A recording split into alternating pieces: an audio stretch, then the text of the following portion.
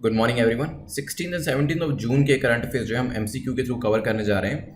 This is brief introduction about me. My name is Prince Luthra और rank 577। नीचे description में अगर आप देखेंगे तो वहाँ पे आपको वेरियस टेस्ट सीरीज के लिंक्स मिलेंगे जिसमें फ्री मॉक टेस्ट जो है वो उसको आप अटेम्प्ट कर सकते हैं। इसके अलावा जो मॉक टेस्ट हम करते हैं या फिर जो भी एमसीक्यूज डिस्कस करते हैं करंट अफेयर से कंसर्निंग, वो आप नेटमॉक की एप्लीकेशन के ऊपर भी जाकर प्रैक्टिस कर सकते हैं। और you can subscribe this channel, हम बेल आइकन को प्रेस कर दीजिएगा ताकि टाइम टू टाइम नोटिफिकेशन जो है आपको मिलते रहें। जितना भी हम मार्क्स अब स्कोर करते हैं उसे जो कमेंट सेक्शन है उसके अंदर जरूर लिख दीजिएगा।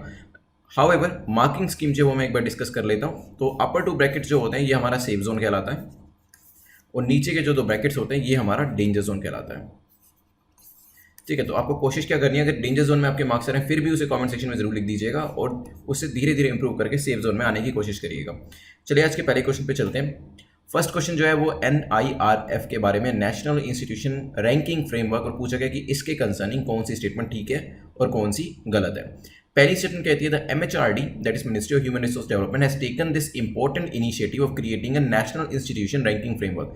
तो MHRD ने एक इनिशिएटिव लिया, एक इंपॉर्टेंट इनिशिएटिव जिसको NIRF कहते हैं और ये पर्टिकुलरली रैंकिंग के लिए लिया गया हो सकता है। Peer perception is one of the parameters to rank institutes. इसके अंदर इंस्टीट्यूट्स को रैंक किया जाता है और पीयर परसेप्शन जो होता है उसमें से एक फैक्टर होता है रैंक करने का, ये भी हो सकता है। NIRF is one of the criteria for private institution assessment for the institution of eminence scheme।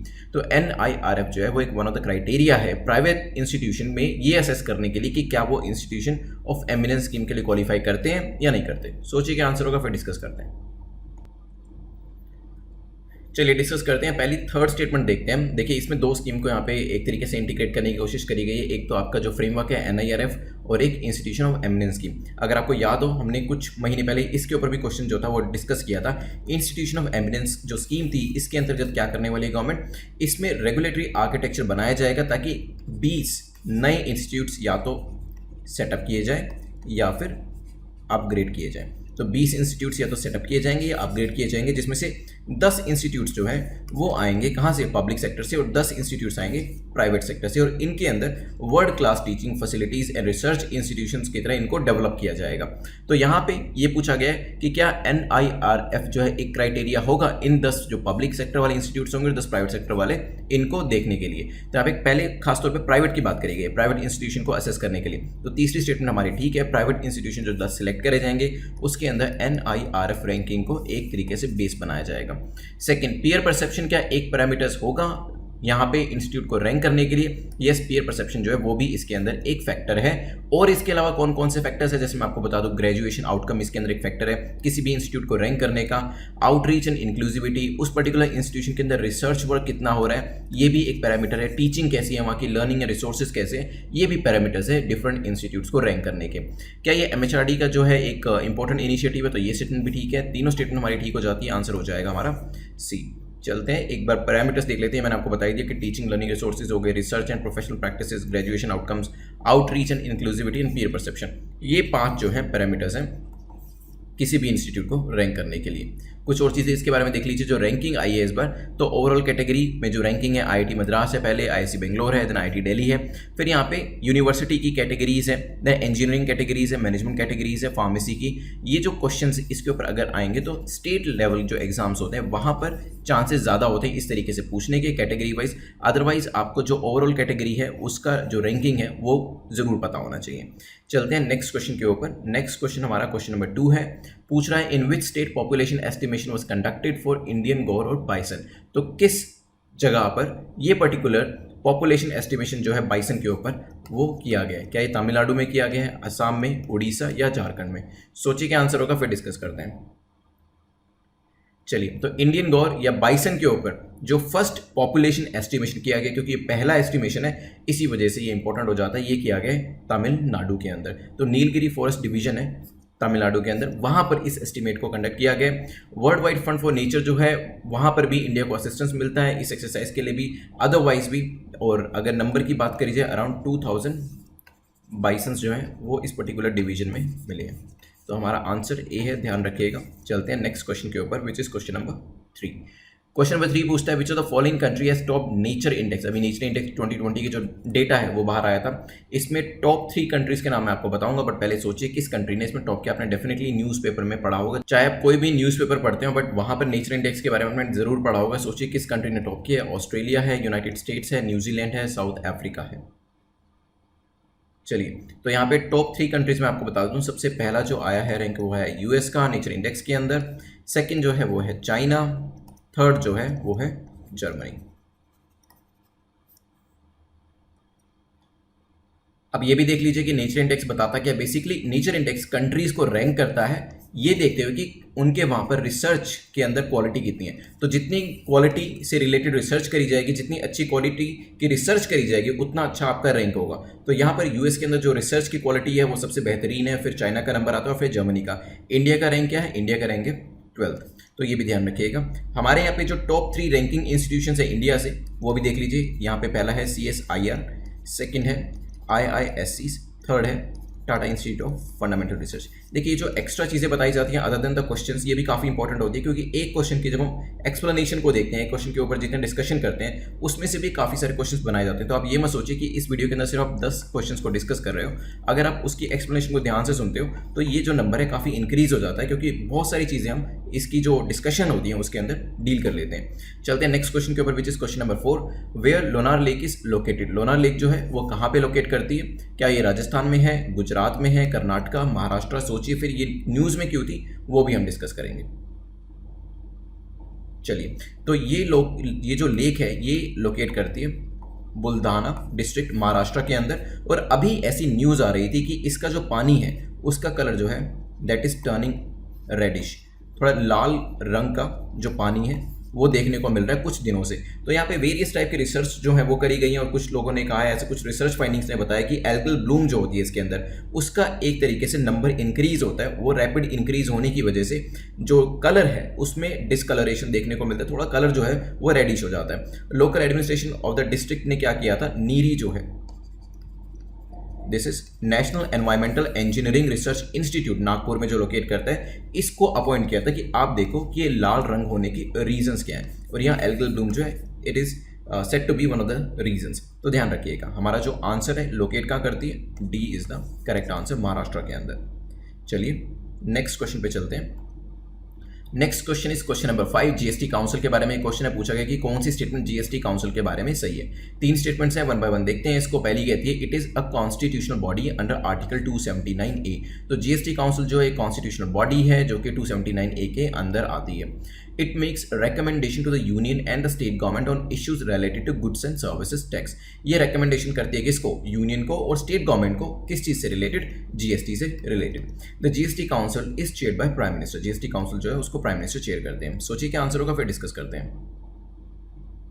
चलिए, तो जीएसटी काउंसिल के बारे में आपको पता होना जरूरी है, रिसेंटली न्यूज में भी थी, क्योंकि रिसेंटली 40th जीएसटी काउंसिल जो थी इसको कंडक्ट किया गया था। और इसके अलावा इस चीज के ऊपर भी ध्यान दिया गया कि पहला यहाँ पे जो क्वार्टर देखने को मिला है 2020-21 का फर्स्ट 2 मंथ्स जो है यहाँ पे करंट फाइनेंशियल ईयर के, उसमें क्यूमुलेटिव जीएसटी रेवेन्यू जो है उसमें 45% का डिक्लाइन, जो मंथली टारगेट्स होते हैं उसमें 45% का डिक्लाइन देखने को मिला है। अगर हम first 2 month of the current financial year की बात करते हैं तो यहाँ पे ये सबसे बड़ी प्रॉब्लम है, रेवेन्यू कम हो रहा है। और रेवेन्यू कम होने की वजह से ऑफकोर्स पैसा नहीं होगा, पैसा नहीं होने की वजह से बहुत सारे सोशल एक्टिविटीज़ जो करनी है, जहाँ पे सोशल इंफ्रास्ट्रक्चर क्रिएट करने की बात आती है, वो हम नहीं कर पाएंगे। इसके अलावा बात करी जाए जीएसटी काउंसिल के बारे में तो इसको ये भी कहा जाता है कि it's a truly federal body, क्योंकि इसके अंदर फेडरल कहने का रीजन यही है, रिप्रेजेंटेशन जो है वो सेंटर से भी होता है और स्टेट से भी होता है। तो दोनों को अपना जो से है वो रखने का इस पर्टिकुलर बॉडी में मौका मिलता है। दोनों अपनी अपनी बातें जो है, सेंटर भी स्टेट भी, उनको क्योंकि रिप्रेजेंटेशन मिल रही है इस वजह से वो अपनी बात पूरे अच्छे तरीके से रख सकते हैं। जीएसटी काउंसिल को बात करी जाए तो इसको चेयर कौन करते हैं, इसको प्राइम मिनिस्टर चेयर नहीं करते हैं, इसको फाइनेंस मिनिस्टर चेयर करते हैं। बात करी जाए क्या ये कॉन्स्टिट्यूशन बॉडी है, यस ये कॉन्स्टिट्यूशन बॉडी है जो 279A के अंतर्गत आती है। और यहाँ पर it makes recommendation to union as well as state, क्योंकि दोनों के ही रिप्रेजेंटेटिव होते हैं इसमें, जीएसटी से रिलेटेड यहाँ पे रिकमेंडेशन करी जाती है। आंसर हमारा हो जाएगा बी। चलते हैं नेक्स्ट क्वेश्चन के ऊपर, which is question number 6, which of the following country या countries Tanzania share its border. तो तंजानिया न्यूज में थी, क्यों थी वो भी डिस्कस करेंगे, बट किस कंट्री के साथ ये बॉर्डर शेयर करती है ये आपको बताना है। क्या ये कीनिया के साथ करती है, युगांडा, बुरुंडी, सूडान? सोचिए क्या आंसर होगा, फिर डिस्कस करते हैं। चलिए, तो recently prime minister of India mister Narendra Modi ने थैंक्स किया है और अपना ग्रेटिट्यूड जो है वो रिप्रेजेंट किया है किसको, डॉक्टर जॉन पॉम्बे को, जो कि कौन है, president of United Republic of Tanzania. तो ये जो है क्यों किया गया है, क्योंकि उन्होंने काफ़ी असिस्टेंस दी, जो तंजानिया है उसने काफ़ी असिस्टेंस दी जो वहाँ पे रहे, जो इंडियंस थे जो फंसे हुए थे, इंडियन सिटीजन्स, क्योंकि कोविड-19 का टाइम है, बॉर्डर्स भी सील हैं, इवन इंटर कंट्री बॉर्डर्स भी सील हैं, तो वहाँ से इंडियंस को निकालने में वहाँ के प्रेसिडेंट ने, तंजानिया के प्रेसिडेंट ने काफ़ी हेल्प करी। इस वजह से ये जो ग्रेटिट्यूड था हमारे प्राइम मिनिस्टर द्वारा, ये जो था ये दिया गया। इसी वजह से तंजानिया न्यूज़ में थी। और यहाँ पर एक ज्योग्राफी रिलेटेड क्वेश्चन जो है वो पूछा जा सकता है। तो तंजानिया का जो बॉर्डर है वो हम देख लेते हैं, क्या कीनिया, युगांडा, बुरुंडी और सूडान के साथ लगता है। तो यहाँ पे देखते हैं, तो यहाँ पे कीनिया है, युगांडा है, और यहाँ पे लेक विक्टोरिया है, रवांडा है, बुरुंडी से भी टच हो रहा है, नीचे जाम्बिया से भी हो रहा है, मलावी से भी हो रहा है, मोजम्बिक से भी हो रहा है, यहाँ पे इंडियन ओशन है। ठीक है, तो ये ध्यान रखिएगा। यहाँ पे हमारे जो पहले 3 ऑप्शन है, कीनिया, युगांडा, बुरुंडी, ये तो आ गए, लेकिन सूडान नहीं आया, तो आंसर हमारा हो जाएगा ए। तो इस तरीके से ज्योग्राफिक क्वेश्चन जो है वो बन सकते हैं, जो कि चीज़ें करंटली न्यूज़ में है। तो जब भी क्वेश्चन पेपर के अंदर कुछ भी ज्योग्राफी से रिलेटेड मैप पूछा जाता है, तो चांसेस काफ़ी ज़्यादा होते हैं कि वही चीज़ें क्वेश्चन पेपर में पूछी जाती हैं जो कहीं ना कहीं करंट अफेयर्स में अपीयर होती है। तो हो सकता है अगर आपने तंजानिया की न्यूज़ नहीं पढ़ी है और तंजानिया के ऊपर ऐसे बॉर्डर रिलेटेड क्वेश्चन आ जाता है, तो आपको लगेगा कि अचानक से तंजानिया ही क्यों पूछा।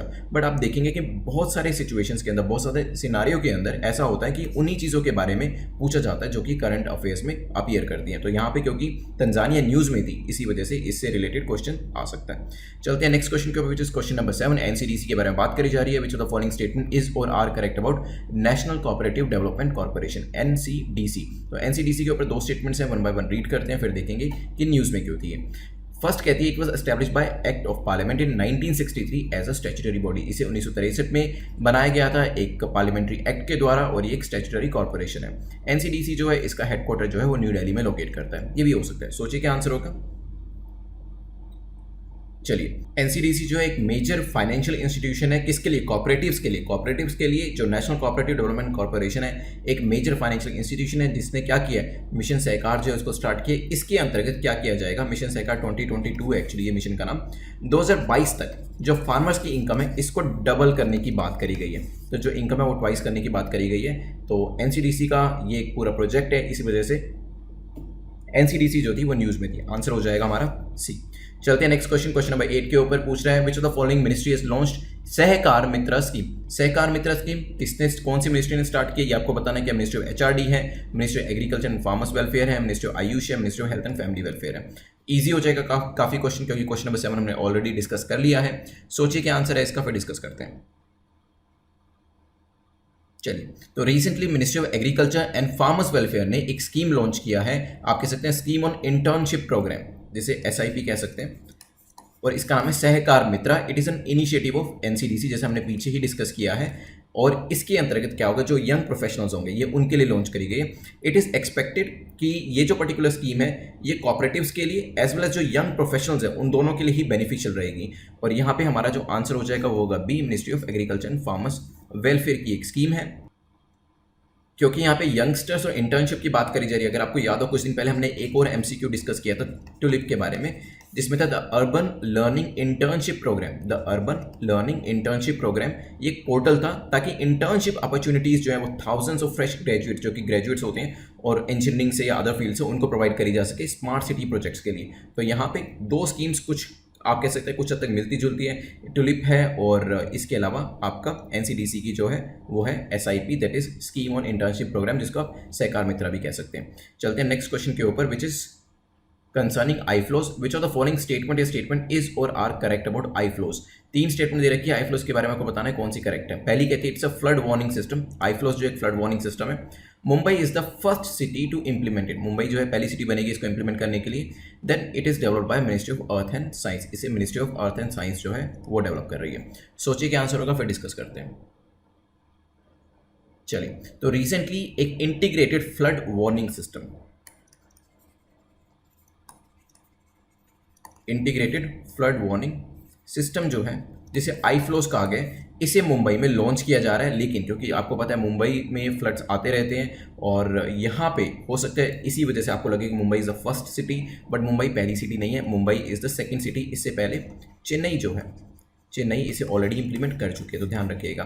तो ये फ्लड वार्निंग सिस्टम है, बिल्कुल ठीक है। आईफ्लो जो एक फ्लड वार्निंग सिस्टम है और ministry of earth and science इसको बना रही है, लेकिन इसे ऑलरेडी चेन्नई जो है इंप्लीमेंट कर चुके हैं। Mumbai is the second city to implemented. Answer हमारा हो जाएगा सी। चलते हैं आज के लास्ट क्वेश्चन के ऊपर।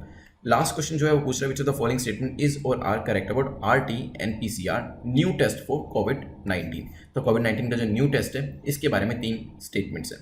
पहली कहती है it is developed by CCMB, इसे CCMB ने डेवलप किया, हो सकता है। Cellular and molecular biology that is CCMB is the lab of CSIR, जो CCMB है वो CSIR की एक लैब है, हो सकता है। It has been developed on a low cost and low tech model, ये एक लो टेक और लो कॉस्ट मॉडल पर डेवलप किया गया। सोचिए क्या आंसर होगा, फिर इसको डिस्कस करते हैं। चलिए, तो low cost low tech model की ज़रूरत थी क्योंकि टेस्टिंग जो है उसमें काफ़ी ज़्यादा आपकी टेक्नोलॉजी भी जाती है और काफ़ी ज़्यादा उसकी वजह से एक्सपेंडिचर भी हो जाता है। तो इसी वजह से लो टेक लो कॉस्ट मॉडल के ऊपर इस नए टेस्ट को डेवलप किया गया। हालांकि न्यू टेस्ट को अभी ICMR का अप्रूवल नहीं मिला है, हो सकता है आगे आने वाले टाइम में ये मिल जाए। किसने डेवलप किया है? CSIR जो है उसकी एक लैब है CCMB, उसने इसे डेवलप किया है। तो इसी वजह से जो पहली दोनों स्टेटमेंट्स हैं वो भी ठीक हो जाती हैं। आंसर हमारा हो जाएगा डी। आपने सुना होगा RT-NPCR है और RT-QPCR है, ये भी देख लीजिएगा, न्यूज़ में पूछा जा सकता है। The ICMR has recommended only reverse transcription polymerase chain reaction QPCR वाला test for novel coronavirus testing. हो सकता है आगे आने वाले टाइम में जो यहाँ पे NPCR है इसको भी अप्रूवल मिल जाए। 10 क्वेश्चन हमारे कंप्लीट होते हैं, एक बार क्विकली रिवाइज कर लेते हैं विद इन 2 मिनट्स। चलिए, तो सबसे पहले NIRF के बारे में हमने डिस्कशन किया था। MHRD का ये प्रोजेक्ट है, पीयर परसेप्शन एक इसके अंदर फैक्टर होता है और इंस्टीट्यूशन ऑफ एमिनेंस जो प्राइवेट इंस्टीट्यूट्स को सिलेक्ट करना होता है उसमें इस रैंकिंग को यूज़ किया जाता है। वेरियस पैरामीटर्स जो थे वो भी हमने देखे थे, टॉप इंस्टीट्यूट्स जो थे वो भी हमने यहाँ पर डिस्कस किए थे। देन जो बाइसन है उसके ऊपर जो पॉपुलेशन एस्टिमेशन कंडक्ट हो रहा है वो तमिलनाडु में हो रहा है, कहाँ पर? नीलगिरी फॉरेस्ट डिवीजन के अंदर, और हमने काफ़ी सारे इसके अंदर और फैक्ट्स देखे थे। देन नेचर इंडेक्स के बारे में हमने पढ़ा था कि रिसर्च के अंदर जो अच्छा परफॉर्म करता है इसमें US नंबर 1 है, चाइना नंबर 2 है, जर्मनी नंबर 3 है, इंडिया का जो रैंक है वो 12वां है। फिर हमने देखा था लोना लेक के बारे में, कहाँ पे लोकेट करती है? ये लोकेट करती है कहाँ पे? बुलढाना डिस्ट्रिक्ट महाराष्ट्र के अंदर। और कुछ दिन पहले से इसमें देखा जा रहा है कि जो पानी का रंग है वो कुछ रेडिश हो रहा है और यहाँ पे जो लोकल एडमिनिस्ट्रेशन है उसने नीरी को अपॉइंट किया कि आप देखिए कि इसका रीज़न क्या है, और एल्गल ब्लूम जो है that is stated as one of the reasons.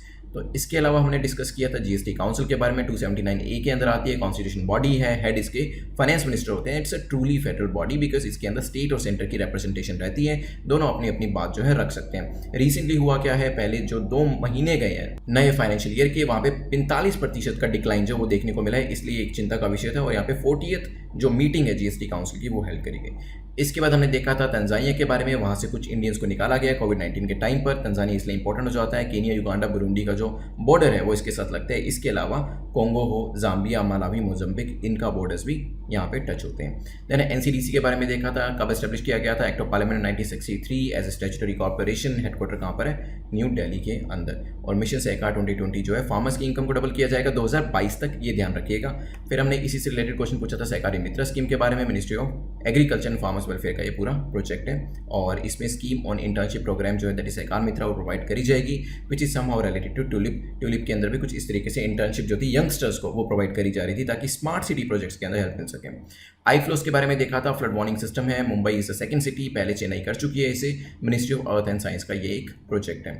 इसके बाद हमने जो कोविड-19 की टेस्ट है उसके बारे में देखा था, RT-QPCR जो है उसको ऑलरेडी अप्रूवल मिल चुका है, NPCR को अप्रूवल मिलना बाकी है। CCMB जो कि cellular and molecular biology lab है एक CSIR की, उसने इसे निजात किया है, low tech model low cost model पे इसे बनाया गया है। यहाँ पे हमारे 10 क्वेश्चन जो है वो कंप्लीट होते हैं, क्विकली हमने रिवाइज कर लिया। जो टेस्ट सीरीज है उसको अटेम्प्ट कर लीजिएगा नीचे डिस्क्रिप्शन में, और अपने मार्क्स जो है कमेंट सेक्शन में जरूर लिख दीजिएगा। अपर 2 ब्रैकेट्स में मार्क्स हैं देन कॉन्ग्रेचुलेशंस, सेफ जोन में है। नीचे के ब्रैकेट्स में अगर मार्क्स हैं then of course you can always improve. जो भी आपसे गलतियाँ हुई हैं उसको, जो भी नोट्स आपने बनाए हैं उसको ज़रूर देख लीजिएगा और मिस्टेक्स को करेक्ट करिएगा, क्योंकि जब इसका हम मॉक टेस्ट लेंगे वहाँ पर कोशिश करिएगा आप में जो गलतियाँ यहाँ पे करी हैं वो रिपीट ना हो। इसके अलावा आपका कोई भी डाउट है तो टेलीग्राम पे मुझसे पूछ सकते हैं। Thanks for watching, have a nice day.